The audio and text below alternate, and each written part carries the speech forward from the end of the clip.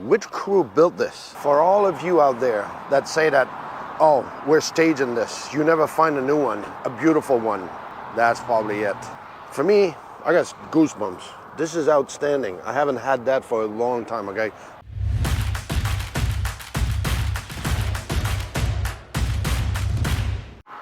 It's RV inspection day, and today we are somewhere around Harrisburg, Pennsylvania.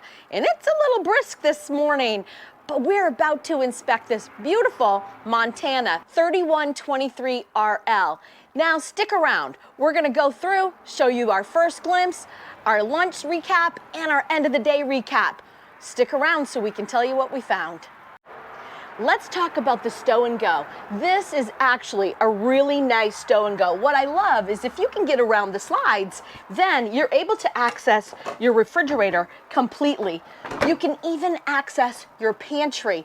But not only that, you can go up the stairs right here and you can go to the bathroom, you can take a shower, and you can go to bed. So does this stow and go meet 100%? To me, it does. All right, first glimpse.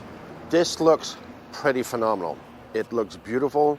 Yes, I've seen that before, we've said that before, but this really looked like a nice unit, and I can tell it hasn't been to the show because it looks pretty shiny, pristine, and it still has all the tire shine on it. I think somebody thought that they were picking it up this morning. I'm looking at the leveling system. I already leveled that to make sure that when we're ready, we're gonna open up our slides. I saw those little rubber pads on the lippet. They have those new flat lippet, which is good because it's gonna stop you from slipping instead of being on metal. So I thought that was pretty cool compared to snap pads. I prefer snap pads, but that's me. We actually have a link below at the bottom of the video, just saying. On another note, I had to bring this topic because a lot of people are asking, how much your inspection? Okay, what are you looking for? What are you looking at? What do you expect? So you cannot ask this and not knowing what you're looking for. Listen, I'm going shopping for a pickup. There's 4 different pickups on the lot.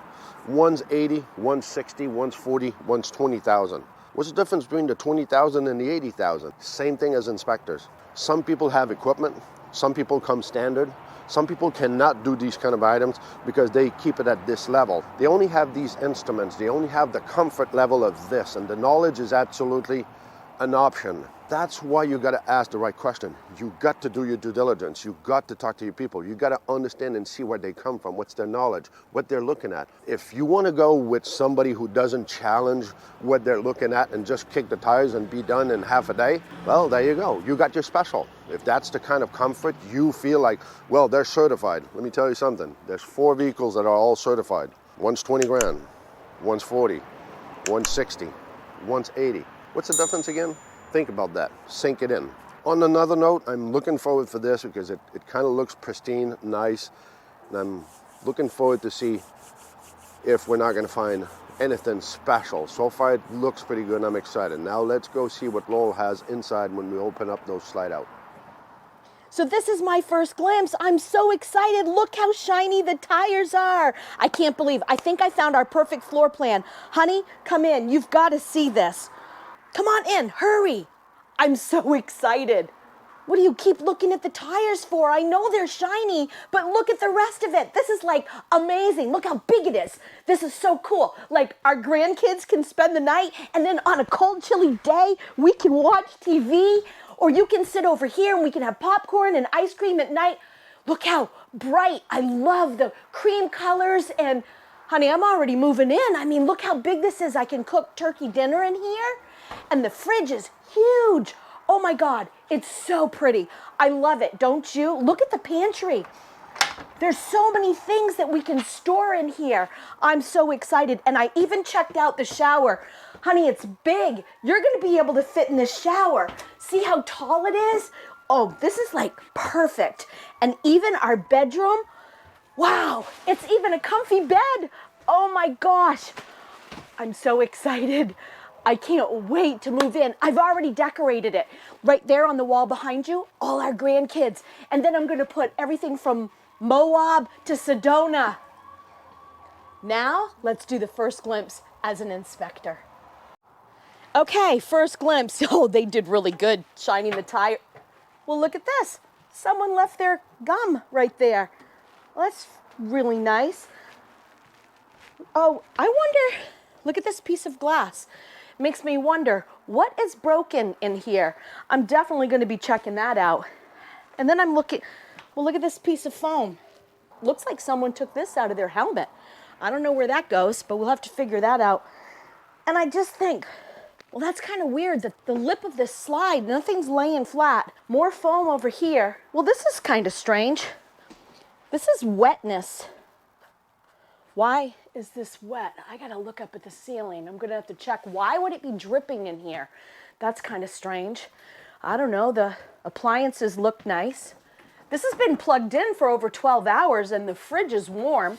Gonna have to check that out. Oh yeah, water. What used to be an ice cube maker is just water. Gonna have to test that. Let's check out the bathroom. We'll see what's going on.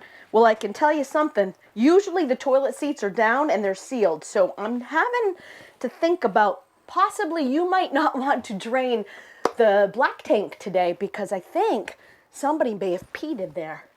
And, well, we got plenty of things to check out for sure. We've got a washer and dryer, so we're gonna have to test all of that. So this is the first glimpse of an RV inspector. We come in and we start looking for what could be an issue. And that's why you wanna hire an RV inspector, because with your glassy eyes, when you walk into this beautiful unit, you don't see what could be possible problems. So stick around, we're gonna update you at lunch and the end of the day. All right, lunchtime recap. For all of you out there that say that, oh, we're staging this, you never find a new one, a beautiful one, that's probably it. I am stunned to see the quality of this, and this is what I want to know. I'd appreciate if manufacturer would put a code on there, 69, whatever number you like, that would state which crew built this. Okay, let's clear this up. We've done a lot of Montana high country lately. Okay, now we end up with this Montana. Honest to God, this is two different lines of production, definitely. The quality is, for me, I got goosebumps. This is outstanding. I haven't had that for a long time, okay? That's exciting, that is, I wanted to call the customer just to make him freak out to say, so far it's good. I don't have any propane leak, but the structure, the roof, everything. I got just a little thing on the front cap here. Whatever they did, I don't know if it's the transporter or something, but somebody scratched the paint. So they're gonna have to redo that corner, but that's about it. So there's no deal breaking in this. And as you can see, the water bay, nothing's leaking in the back there. I've been checking this, having the heat into the water heater. So once in a while I go glimpse behind that to see what's going on. So the only thing that I have personally is in the front here, but that's me. That's for the people that want to see something and wonder, and we can't do nothing because this is how it is. But this angle, this is the only angle that you can see it bows towards here because the heel is here, the front end is here, so it kind of bowed a little bit into this when they screwed it down. So you'd think they would have put a shim here, but that's me, but there's nothing you can do. That's how it comes, and that's not gonna cause any trouble because I've looked at my front trim and there's no sealant that's lifted like we had before in other units. So guys, so far for me, and I haven't been under, but I've kind of seen under and I took pictures of the frame, I did my tires. I'm ahead of schedule here, so I'm chasing down Laurel, but for me, this is phenomenal. I laugh because we see people that are picking up their trailers right here as we're talking all day. There's been about 4 this morning. People go beside us. They don't even look at us. Those are the purchaser. They're wondering, okay, instead of asking, what are you guys doing? Or you work for them? Or I'd like to know what the guys who walk them through says to them because those people have no clue what we're doing. Well, I'm sorry for you, but you just got raked because you're gonna have a shitload of stuff you're gonna bring back to get fixed later. But hey, that's not my call. We can only save one RV at a time. So stick around, let's go see what Laurel found inside, and I hope she's not hiding stuff from me because so far I think it looks good. Let's go check with her. So it's lunchtime, and I am a little bit excited to tell you that so far, this is one of the best inspections that we've had. I am finding barely anything. And when I say barely anything, you know, the trim right above the microwave and the trim right above the couches, it's just a little bit loose. Those are, and I'm talking about these are loose. Not a lot, but enough so I've heard before that sometimes these fall and people are upset about it, so I just need to let my customers know. The other thing is their bedroom door has a magnet that keeps it closed, but the magnets are not aligning, so it's not going to stay closed. It's very easy to open. Again, is it a deal breaker? Heck no, they're just going to change the magnet, which is awesome. So far, that is all. I just can't tell you how exciting it is to be able to share with you that finally we're finding an RV that is like almost picture perfect. That is a great feeling. So we're not joking. We don't ever stage. People always ask, where's the good ones?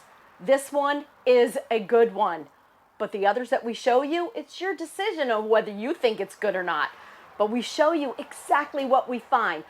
So as you know, I always do my water at the end of the day, after lunch. And unfortunately, I only have 1/3 of a tank of water because they didn't hook us up to city water. So I've got my shower, my sinks, laundry, and it's not like I just turn it on quickly. I let these run. I want to make sure that you're not going to have a leak down the road. So we'll see how it all goes, but fingers are crossed, and I'll let you know at the end of the day. All right, boring end of the day, no drama. This is phenomenal.